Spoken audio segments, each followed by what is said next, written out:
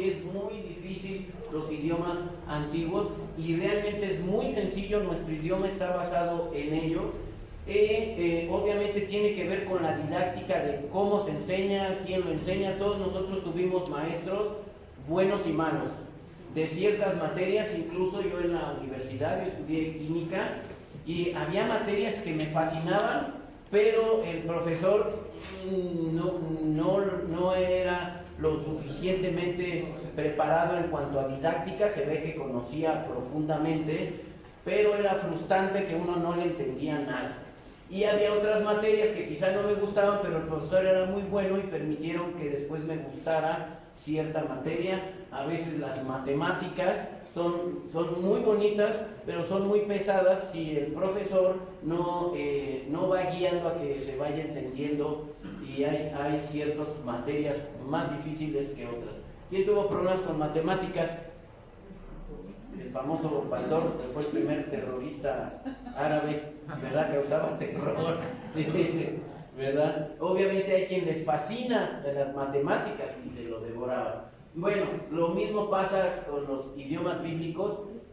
Muchas veces gente que ya tiene 20, 30 o más años en Cristo no ha dedicado ni siquiera un año para aprender griego. ¿Cuántos cursos y materias han llevado? Hace algunos años nos cambiamos de casa y teníamos una cantidad de libros y cajas con estudios y estudios y estudios bíblicos de matrimonios, de jóvenes, de cada libro de la Biblia, panorámicos, etcétera, y es una cantidad inmensa y ocupa mucho tiempo el cristiano en estudiar la palabra, pero no en griego. Y yo los invito a que mediten, y que es muy sencillo aprender griego y leer directamente incluso de los manuscritos, no solamente de los impresos, las Biblias griegas impresas, sino directamente de los manuscritos. Es muy sencillo. La siguiente, por favor. Bueno, ¿conoces los manuscritos bíblicos de donde se basan en la traducción que usas, aprendes y predicas? ¿Los conocemos? Entonces, la siguiente, por favor. De eso se trata el día de hoy. Y la siguiente. Bueno, aquí está el resumen del temario. Vamos a ver, el primero es el origen de las lenguas y la escritura. Entonces, son dos cosas diferentes. No es lo mismo la lengua que la escritura. Entonces, normalmente nosotros cuando somos chiquitos, primero escribimos y luego hablamos. Es al revés. Primero ahí está la mamá diciendo mamá, pa, y empezamos a aprender y hablamos. Un niño de kinder, un niño de primero, segundo, tercero de primaria, perfectamente dice: ayer fui a jugar, mañana voy a ir a ver la película. Saben perfectamente hablar pasado, presente y futuro, pero no saben de gramática, no saben si está en copretérito o es una justaposición, no tienen ni idea. Después aprendemos la gramática. Entonces, primero aprendemos a hablar y luego aprendemos la escritura. Les tengo una noticia: así ha sido naturalmente. La escritura no ha existido siempre desde que Dios creó al hombre, y vamos a ver un fascinante análisis histórico, arqueológico, lingüístico y antropológico de la metamorfosis de las lenguas que se han hablado en esta tierra. La aparición de la escritura hasta los tiempos de Jesucristo, el Mesías esperado. Esa es la primera sección. La segunda sección es el contexto de las lenguas en el tiempo de Jesús. Es muy importante. Entonces, si yo no entiendo lo anterior, voy a estar confundido y voy a tener una serie de ideas equivocadas con respecto a lo que se hablaba, lo que se escribía, lo que se usaba en el tiempo de Jesús. Entonces, y vamos a ver el tejido del trasfondo histórico, tanto lingüístico, cultural, espiritual y profético. Muy importante, debemos entender que Dios tiene un plan. Nosotros podemos planear y todo nos falla. Podemos llegar tarde, descomponerse los sistemas, poncharse la llanta, chocar, y no sale como nosotros planeamos, ¿o sí? No. Pero ¿qué creen? Dios tiene el control y a Él le sale exactamente lo que Él quería. Entonces, Con respecto realmente al nivel profético, no hay nada que Dios no haya dicho que se cumpla, que no se haya cumplido. También lo vamos a ver. Y obviamente el pueblo de Israel ha sido el foco inicial donde Dios se ha manifestado. Y la venida del Mesías y los testigos históricos, tanto arqueológicos, códices y manuscritos. Y vamos a concluir con el tema más álgido de todos, que es la guerra de las lenguas, una guerra literal a muerte. Desde los primeros cristianos a nuestros días y literalmente a muerte. Las grandes persecuciones, las quemas, las torturas y su lengua y escritura, su fuente escritural y los embates del enemigo por deformar la verdad de Dios a través de la ignorancia y falsificación de la fuente de vida eterna y la victoria y libertad al conocer la verdad. Recuerden lo que Cristo les decía a los judíos, que constantemente estaban debatiendo con él cosas que no entendían, y Jesucristo en Mateo 22-29 les dijo: erráis ignorando las escrituras y el poder de Dios. Entonces, muy claro, nosotros nos podemos equivocar, desviar completamente, estar errados por ignorar las escrituras. Y Juan 8:32, Cristo dice: conoceréis la verdad y la verdad os hará libres. Muchas veces la verdad no nos gusta, ¿o sí? ¿Nos gusta que nos digan nuestras verdades? Pues no, pero es la verdad. Nuevamente, recordemos lo que Cristo dijo en Mateo 24:35: el cielo y la tierra pasarán, pero mis palabras no pasarán. Comencemos, por favor. ¿Sí se escucha? ¿Alguien lo está viendo en internet? ¿Sí? No se puede ver, bueno, pero se está grabando, ¿verdad? Sí. Entonces se puede ver. Bueno, el lema de la Reforma estaba regido por 5 grandes ejes, y con respecto a la vida del cristiano, y estaba basada solo en la gracia de Dios, en latín, sola gracia, sola fide, solo la fe, porque obviamente en ese tiempo se pedían indulgencias y te decían: pues si tú aquí, lo que comentábamos aquí, tú le depositas aquí a la cajita del Vaticano, entonces va a tener tu familiar un poquito de perdón ahí en el purgatorio, y le va a ser más benigno, pero si echas más, capaz de que hasta sale del purgatorio. Entonces la gente daba, y por obras empezaron a existir los monasterios. Yo le he preguntado a monjas directamente, y no a una, ni dos, ni tres, ni cuatro, ni cinco, que en qué parte de la Biblia Jesús habla de monjas. Y lo primero que hacen es: no sé. Y no le he preguntado ni a una, ni 10, ni 5, ni 50, muchas. A monjes, curas, párrocos. ¿Dónde dice monje, párroco, cura, cardenal? Y entonces, pues normalmente, ¿tú qué dices?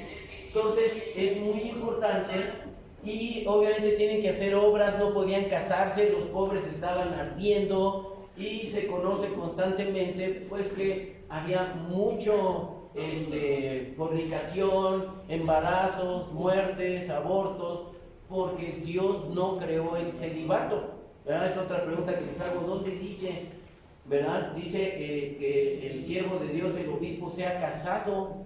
Entonces prohíben algo que Dios está diciendo que era necesario. Incluso Dios creó, le dijo a Adán y Eva, pues crecer y multiplicarse. Dios creó el sexo, etcétera.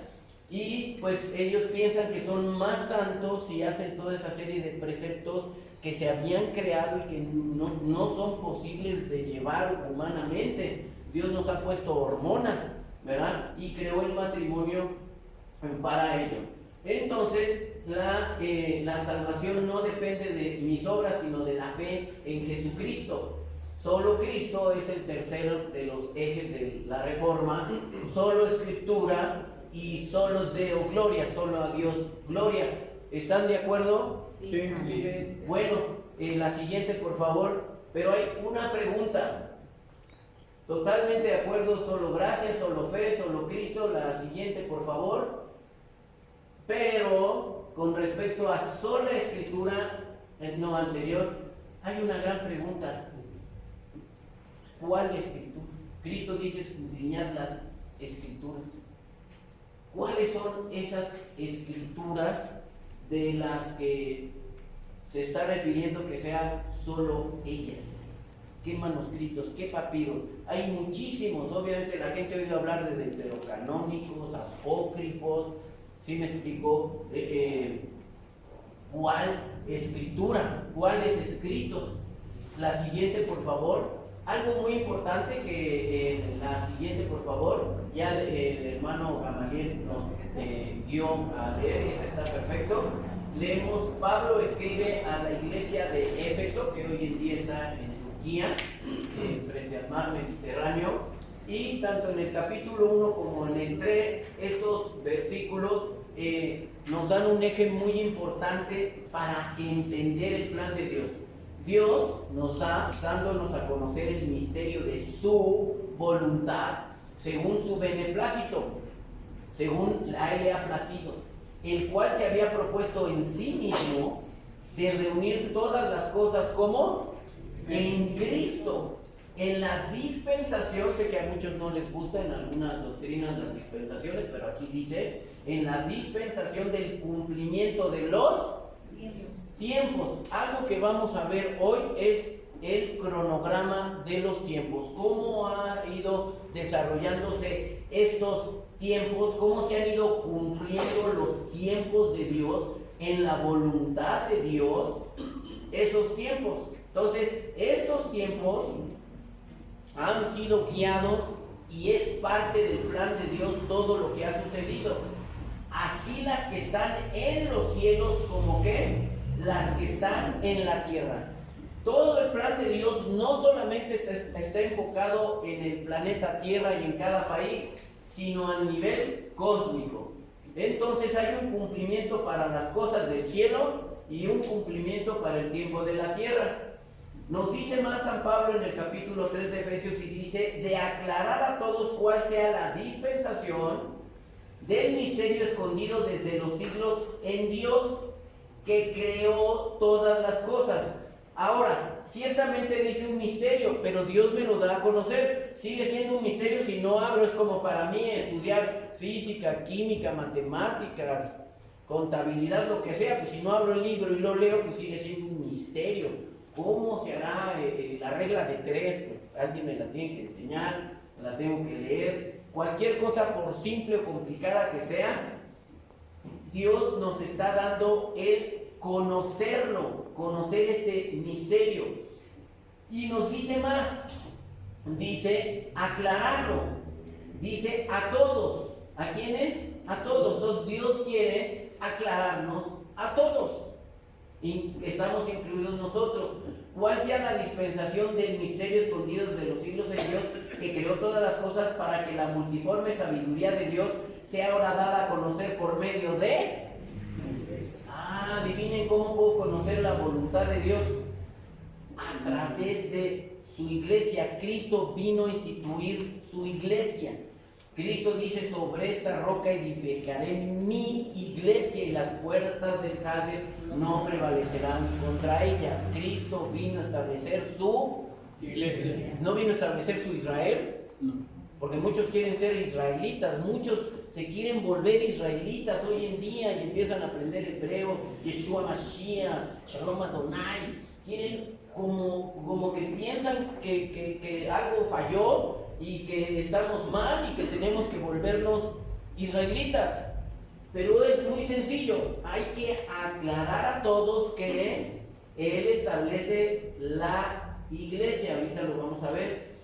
Y obviamente esta sabiduría, este conocimiento a través de la iglesia, es a los principados y potestades en los lugares celestiales, conforme el ¿qué? Propósito eterno que hizo en Cristo Jesús nuestro Señor. Entonces debemos tener muy en claro que este propósito es de Dios. Entonces, Obviamente mucha gente no le interesa el propósito de Dios, al cristiano sí nos interesa. Pues vamos a verlo a detalle. La siguiente, por favor. Este es el resumen de todo. Ustedes tienen en su hoja número 4, me permite un material para no cambiarle a las páginas, gracias. Tienen el material en sus manos y los que se les envió por correo. Tienen básicamente la portada. La segunda hoja es los textos que acabamos de ver, que son muy importantes. Y sí, en la hoja número 3 tienen ustedes este bosquejo, pero adivinen que les falta algo. ¿Ya se dieron cuenta? ¿Qué les falta? La información, pero está el bosquejo y el cronograma para que no tengan que hacer los dibujitos, sino que vayan llenando. Esta misma diapositiva va a aparecer más de una docena de veces, ¿sí? Muchas gracias. Más de una docena de veces, entonces la voy a quitar y la voy a poner porque obviamente en una sola vista no se va a ver todo el material, sino poco a poco. Entonces, como es un panorama y son cronogramas o líneas del tiempo, ¿sí? Entonces vamos a empezar. ¿Por dónde se empieza normalmente? Por el principio. En el principio dice Génesis 1:1, dice: en el principio creó Dios los cielos y la tierra. Y entonces, obviamente en hebreo es Bereshit bara Elohim Hashamim Hetbah Eretz. Y es lo mismo. En griego es en arge poyesen oteos ton urano kaitenge. Pero es exactamente lo mismo. En el principio creó Dios los cielos y la tierra. Y Dios creó en el sexto día, ¿qué día? Sexto día creó a Adán. Obviamente Adán y Eva vivieron felices en el paraíso, pero había un mandamiento del cual Dios les dijo que no comieran. ¿Hay alguien que les ayudó a desobedecer? La serpiente, dice, era astuta más que todos los animales que el Señor había hecho. Y se puso a platicar. Se pone a platicar. Es un diálogo de convencimiento. Y normalmente te convence que Dios está mal, que no le hagas caso, que Dios te está engañando algo, te está escondiendo, no te dijo bien. Con que Dios os ha dicho no comáis de todo árbol del huerto. Obviamente Eva se dio cuenta que esa afirmación está equivocada. Dios no había prohibido comer de todo. Dios había dado todo y Eva le aclara y le dice: de todos los árboles del huerto podemos comer, sí podemos comer, pero del que está en medio del huerto no podemos comer.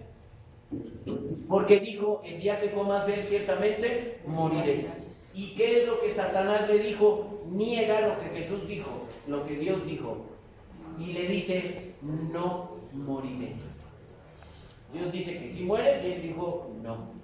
Y además le añadió una explicación que la dejó, wow, qué explicación tan maravillosa.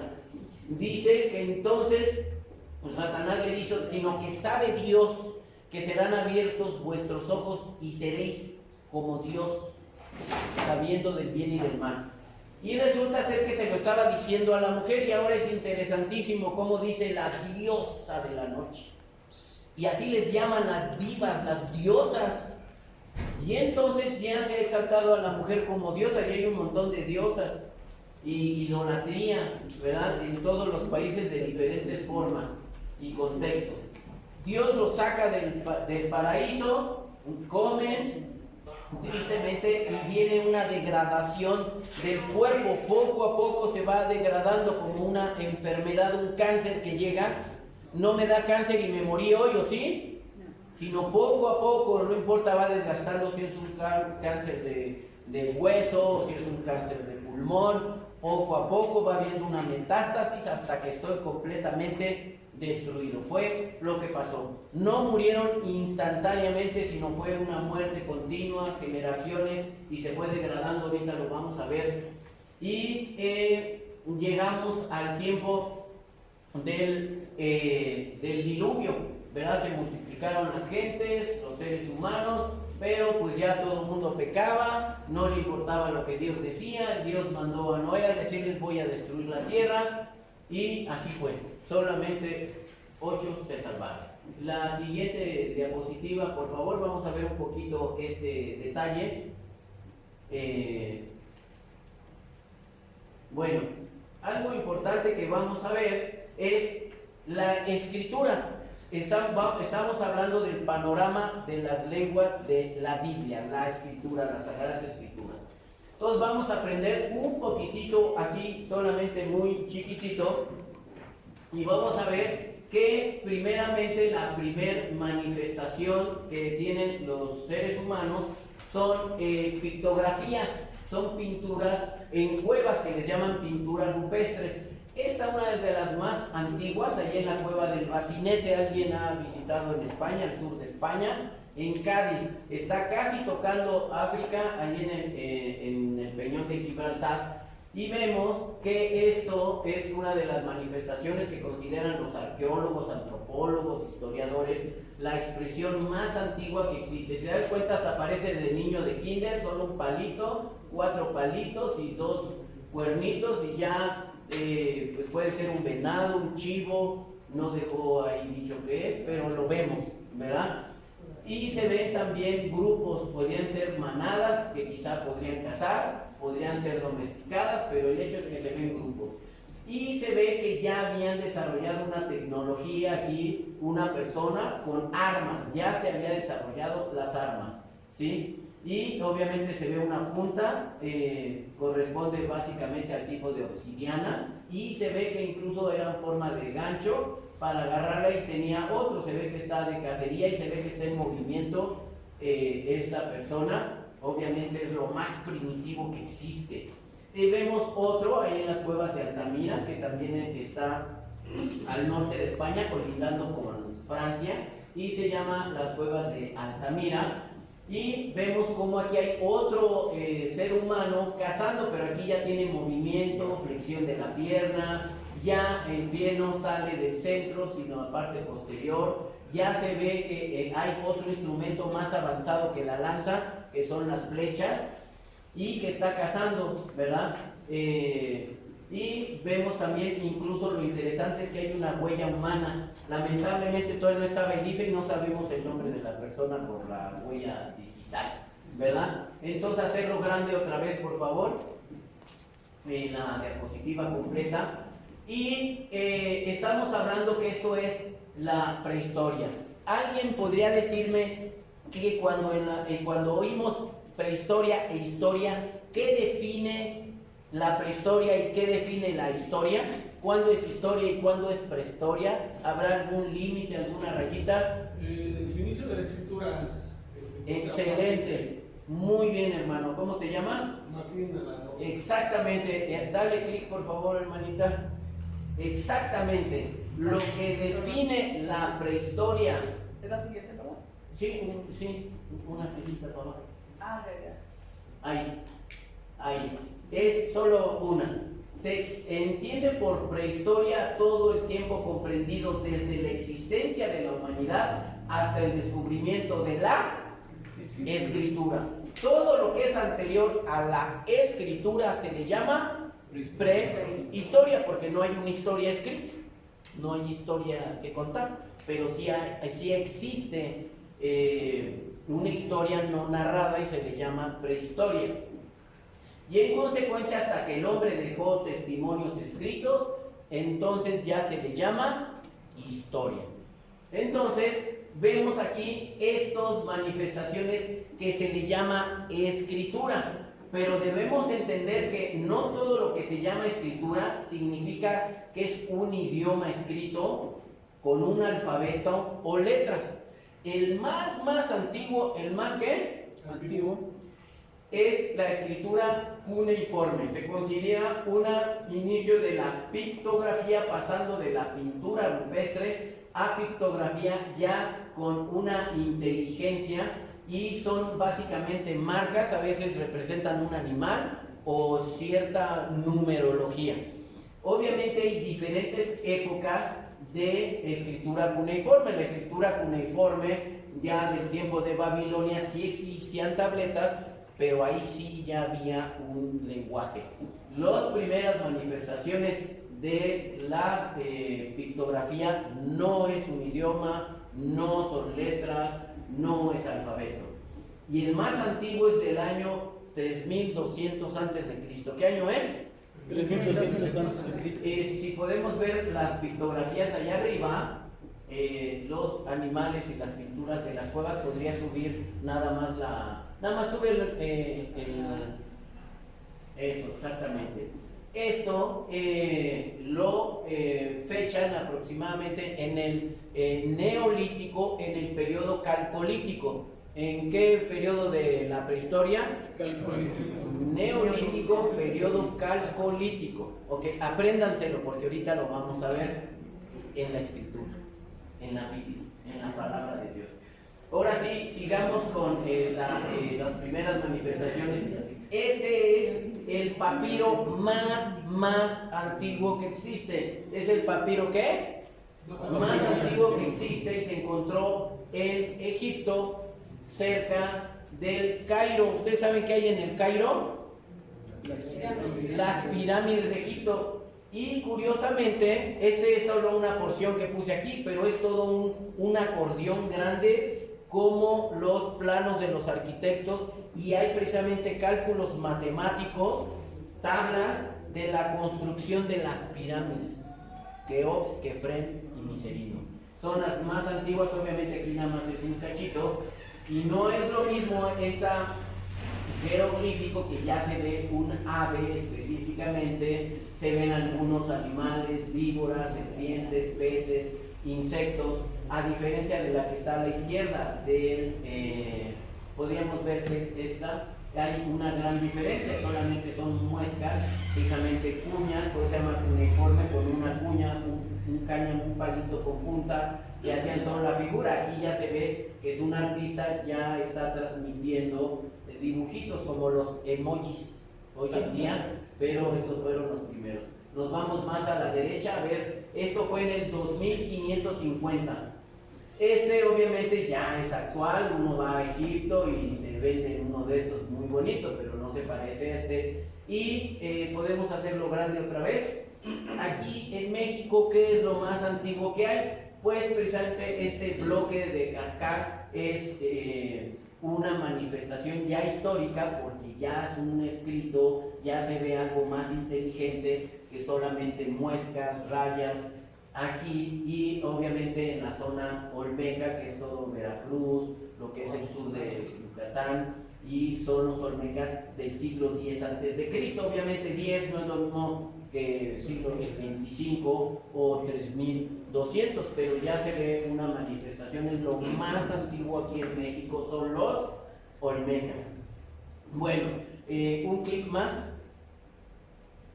Vemos aquí que aparece algo increíble que ningún antropólogo científico logra explicar cómo pasó de dibujitos a letras, a fonemas.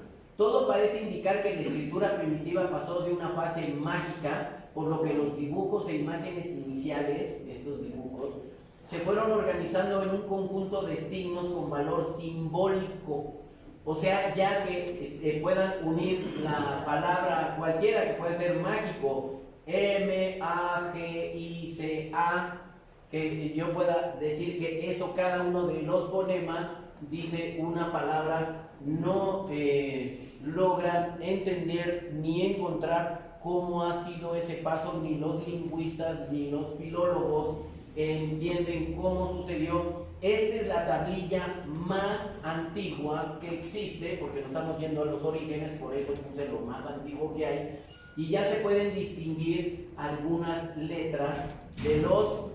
¿Cuál es el alfabeto más antiguo? Fenicios, los fenicios. Y obviamente esta se encontró en la isla de Creta, que está en el Mediterráneo, ¿verdad? A la mitad del Mediterráneo, al sur de Grecia, al este de lo que es Israel y Palestina, y al norte de Egipto está la isla de Creta, pero la Creta minónica, que es lo más antiguo que hay. ¿Y de qué año es? 1350 a.C. y dibujan sonidos y ya hay obviamente unos que le llaman línea A y B y se puede ver como la letra psi griega, se pueden ver algunos signos como una S pero al revés y se ven ya rasgos tratando de dilucidar obviamente algunos rasgos que ya son tipo letras, los fonemas plasmados, ¿verdad? Este es un alfabeto fenicio, ugarítico, que ya se ve los signos, también es de lo más antiguo que existe. Entonces, la que sigue, por favor, la siguiente transparencia. Así grande y luego la que sigue. Gracias. Bueno, aquí vamos a estar unos 15 minutos aproximadamente. Los que tengan calculadora, los invito a que la saquen. A ver, quiero ver cómo le abren a su calculadora, ¿verdad? ¿Qué crees? Como en el celular cada rato se me apaga y vuelvo a tener que poner la clave y se me apaga. Yo uso esta super calculadora. ¿Cómo ves? Solamente, ahora, como es una línea de tiempo lo que vamos a ver, ¿quién define el tiempo? Por ejemplo, en algunos debates científicos que Dios me ha permitido ir, por ejemplo, en el Museo de Historia Natural hicimos un debate allí, fuimos a pedir al director una visita guiada y nos decía, sí, pues, como de qué nivel la quiere. Y digo, caray, no sabía que había niveles, como de qué nivel tiene. No, tenemos desde kinder, primaria y secundaria hasta doctorado, si usted quiere. Y yo le dije, ¿qué creen? De doctorado. Ay, y se para el director, ay, ¿de dónde nos visitan, por favor, tan eminentes personas? Y digo, no, pues de la Iglesia Cristiana de México. ¿Qué? ¿Qué? Y se pone una enojada, ¿qué? Lárguese de aquí, está burlando de mí, ¿qué le parece? Y le digo, no, yo solamente quiero una visita guiada